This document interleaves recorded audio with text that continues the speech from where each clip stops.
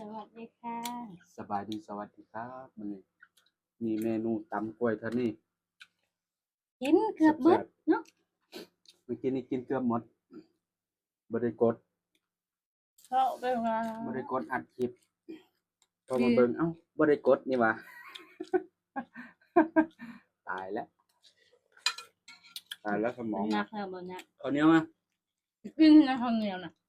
หือ กินกับให้สิได้เวียกในมื้อคืนมา เอามามั้ย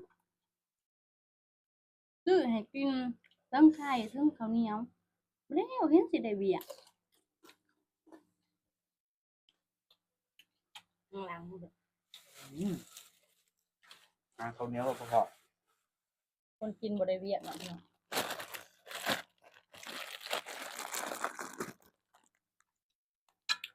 ตำกล้วยเท่านี้พี่น้อง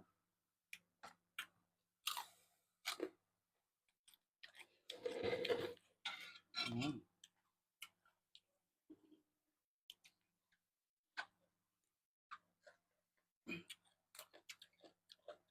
ัวผู้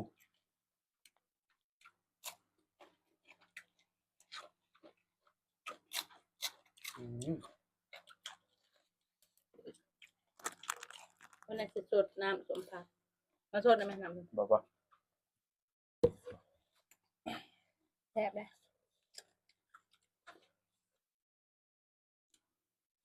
ไปซื้อน้ำใยนะเราว่าสั่งเพิ่มเนาะเราว่าปืนบ่ได้เราว่าตีนค่อยเปื่อยเราว่าไปสั่งสมพักน้ำเรา ว่าอันกูบ่อยากกันเด้อ ไปถามเอ้าได้บ่แม่นเจ้ามือคั่นกันบ่แล้ว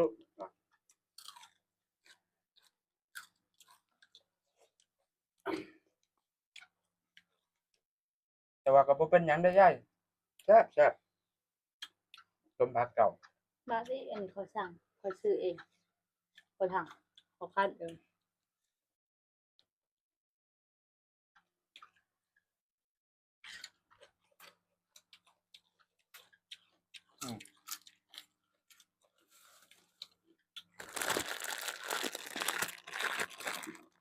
ปลาอันนั้นเป็นปลา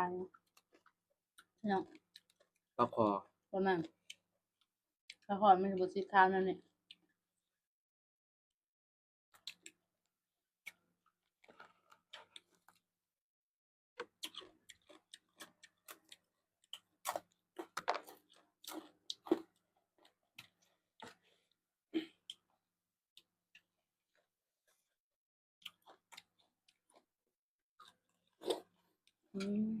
รสชาติก็เลย